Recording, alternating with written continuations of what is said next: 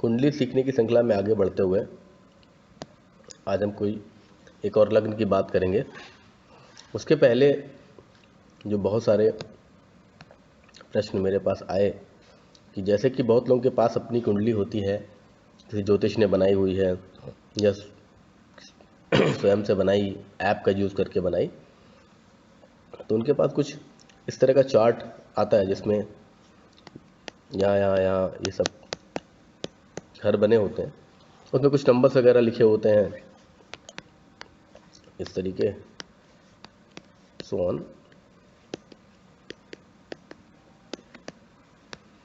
तो उनका ये मानना होता है कि बहुत लोगों के अंदर ये कन्फ्यूज़न है कि हम अपनी कुंडली को कौन सा, हमारी कुंडली का लग्न कौन सा है, पहला घर कौन सा है, कैसे हम जाने।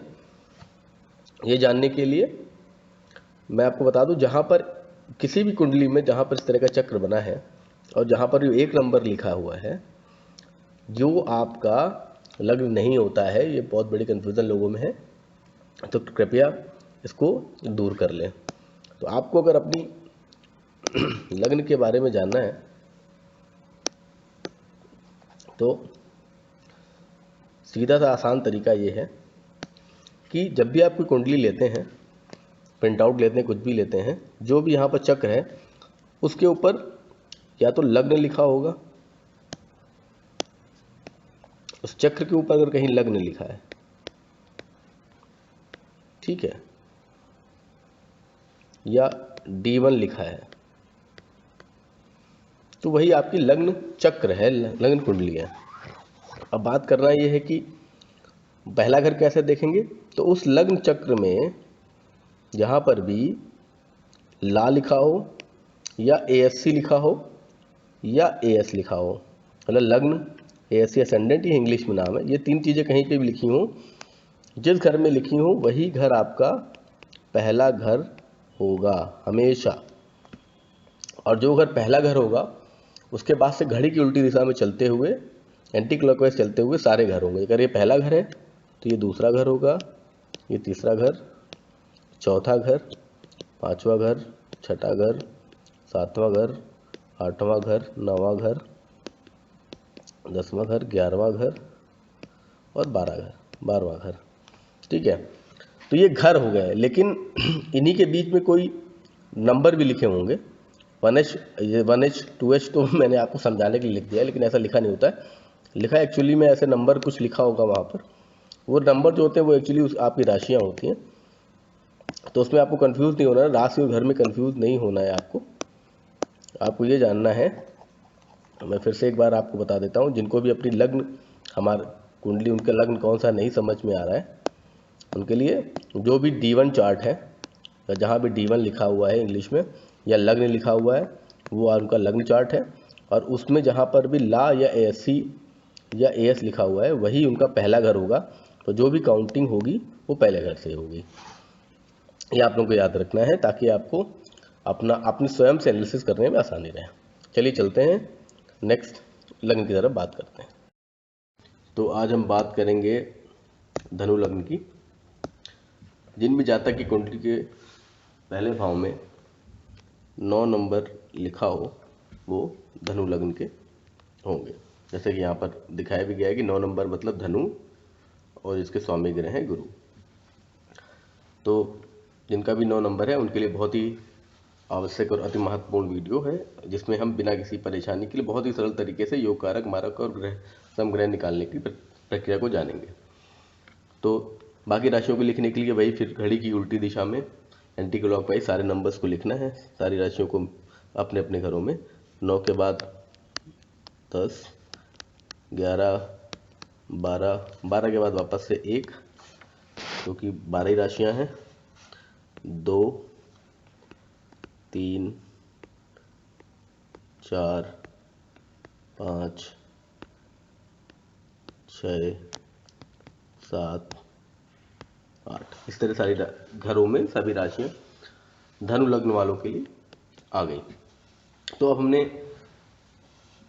जैसे पहले भी बात करी है, अब भी बात करेंगे कि अगर आपको योग कारक, मारक और समग्रह निकालने हैं तो यहाँ पर जैसे मैंने मेंशन किया हुआ है, 1 नंबर और 2 नंबर में केंद्र घर और त्रिकोण के घर, ये ग्रीन से हैं जो। इसका मतलब ये है कि जो भी केंद्र के घर होते हैं और त्रिकोण घर होते हैं ये हमेशा योग कारक में काउंट किए जाते हैं। तो केंद्र घर कौन कौन से होते हैं? फर्स्ट हाउस जो कि स्वयं लग्नेश होता है, लग्न जो पहला घर होता है, ये फर्स्ट हाउस है। कलर चेंज कर देता हूँ, ये फर्स्ट हाउस है। फिर फोर्थ हाउस, ये फोर्थ हाउस है। Seventh house, 10th house, seventh house ये आपका सेवेंथ हाउस है। फिर ये 10th हाउस है। और फिर इसी तरह त्रिकोण घर की बात करें तो फिर से फर्स्ट हाउस आ गया। देखिए दोनों बार फर्स्ट हाउस आ रहा है, इससे आप ये समझ सकते हैं कि फर्स्ट हाउस किसी भी लग्न के लिए या कुंडली में बहुत ही महत्वपूर्ण होता है, क्योंकि फर्स्ट हाउस ही आपका लग्नेश होता है। लग्नेश मतलब जो आपकी पूरी कुंडली का स्वामी होता है, पूरे व्यक्तित्व का स्वामी होता है, इसलिए बार बार ये रिपीट होता है। तो फर्स्ट हाउस ये फिर से हो गया, फिर फिफ्थ हाउस ये हो गया आपका, फिर 9th हाउस, फिर ये हो गया। तो आपको ये देखना है कि जहाँ जहाँ भी हमने ये सब चीज़ें मेंशन करी हैं उसमें जहाँ पर ग्रीन से हाउसेस मेंशन करी हैं, ये सारे के सारे जो हैं आपके लिए योग कारक ग्रह हैं। तो इन घरों में, इन हाउसेस में जो भी नंबर लिखा है उसको आप नीचे से देख के उनके जो स्वामी ग्रह हैं वो लिखिए, वो सारे योग कारक में होंगे। तो जैसे फर्स्ट हाउस की बात करें तो फर्स्ट हाउस में नंबर है 9 नंबर मतलब धनु राशि, जिसके स्वामी ग्रह है गुरु, तो आपको सबसे पहले गुरु लिख देना है। और ये यहाँ पर एक सूत्र और जैसे मैंने पहले बताया फिर से बताता हूँ कि किसी भी कुंडली का जो पहला घर है वो उसका लग्नेश होता है, और लग्नेश मतलब उस घर के जो स्वामी होते हैं, उस घर में जो भी नंबर लिखा है उस राज के जो स्वामी होंगे वो हमेशा उस कुंडली के लिए योग कारक होंगे ही होंगे। तो उसको आंख बंद करके आप योग कारक में लिख सकते हैं। फर्स्ट हाउस हो गया। देन फोर्थ हाउस में नंबर है 12 है मीन राशि, जिसके स्वामी है गुरु, गुरु फिर से आ गया, तो अब गुरु आप लिख सकते हैं, दोबारा लिखने की ज़रूरत नहीं है। नेक्स्ट सेवेंथ हाउस में राशि है 3 नंबर के स्वामी मतलब मिथुन राशि, जिसके स्वामी कह रहे बुध, आप यहाँ पर बुध लिख लीजिए। नेक्स्ट 10th हाउस में है 6 मतलब कन्या के स्वामी ग्रह है बुध आप ऑलरेडी लिख चुके हैं, तो रिपीट करने की ज़रूरत नहीं। तो ये 2 योग कारक हो गए। अब त्रिकोण के घर देख लेते। त्रिकोण में फिर से फर्स्ट हाउस आया, वो आप लिख चुके हैं। सेकेंड है फिफ्थ हाउस में नंबर है 1 मतलब मेष राशि, जिसके स्वामी ग्रह मंगल, तो मंगल को भी आप यहाँ लिख लीजिए। और फिर है 9th हाउस में स्वामी में है 5 नंबर मतलब सिंह राशि, जिसके स्वामी ग्रह सूर्य, तो यहाँ पर सूर्य लिख लीजिए। तो इस तरीके से आपके केंद्र त्रिकोण के सारे घर जो योग कारक ग्रहों में आते हैं वो पूरे हो गए हैं। अब हम नेक्स्ट बात करेंगे मारक ग्रह की। मारक घर में हमने क्या बोला है? जो त्रिक के भाव होते हैं, त्रिक भाव 3 नंबर पे त्रिक भाव या त्रिक के जो घर होते हैं मारक होते हैं, मतलब 6 नंबर, 8 नंबर और 12 नंबर। तो अब इसको मेंशन कर लेते हैं। 6 नंबर मतलब 6 house, 8th house and 12th house. तो 6 हाउस इसमें कौन सा है? 4, 5, तो ये आपका 6 हाउस हुआ। 8th हाउस ये आपका 8th हाउस हुआ, और 12th हाउस ये आपका 12th हाउस हुआ। तो इसमें भी वही करना है। फिर से इन हाउसेस में, इन घरों में जो भी नंबर आए हैं, जिन राशियों के नंबर, उनके स्वामी ग्रह को मारक ग्रह में लिखना है। तो पहला है 6 हाउस में नंबर है 2 मतलब वृष राशि, इसके स्वामी ग्रह शुक्र, तो मारक में पहला आ गया शुक्र। फिर है आपका 8th हाउस मतलब ये जहाँ नंबर है 4 मतलब कर्क राशि, स्वामी ग्रह चंद्र, तो ये आपका चंद्र देवता आ गया। नेक्स्ट इज 12th हाउस मतलब ये, इसका राशि नंबर है 8 मतलब वृश्चिक राशि, इसके स्वामी ग्रह मंगल देवता, तो मंगल भी लिख लेते हैं यहाँ पे। ठीक है, इस तरह ये 3 घर बस आपके मारक ग्रहों में है। अब जैसे समग्रह निकालने के लिए हमने आपको एक ट्रिक बताई हुई थी, तो उसी तरह निकालना है। ट्रिक क्या थी? जो भी ग्रह योग कारक और मारक दोनों जगह पे आ रहे हो उनको वहाँ से हटा देना है और समग्रह में लिख देना है, क्योंकि अगर कोई ग्रह आपके लिए योग कारक भी दिख रहा है और मारक भी दिख रहा है तो इसका मतलब वो न्यूट्रल हो जाएगा और सम की ग्रह की तरह काम करेगा।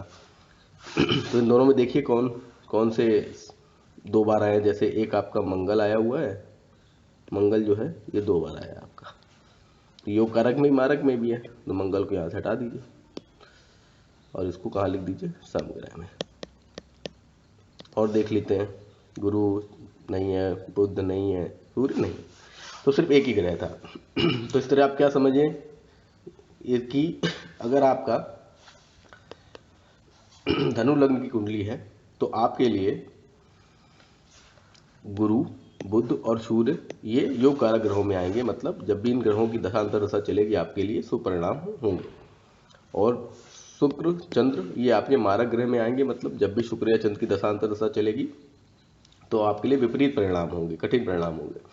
और जब भी मंगल की दशा चलेगी तो मंगल की स्थिति क्या है, क्या युति में है, किसके साथ बैठा है, उसके हिसाब से आपको सम परिणाम मिलेंगे। ठीक है साथियों, तो यार धनु लग्न पे बात हो गई। अब हम मिलेंगे अपने कुंडली सीखने की श्रृंखला में आगे चलते हुए दूसरे लग्न में, मकर लग्न में। तब तक के लिए आप ऐसे पढ़ते रहिए, सीखते रहिए। आप सभी स्वस्थ रहे, व्यस्त रहे और मस्त रहे। धन्यवाद।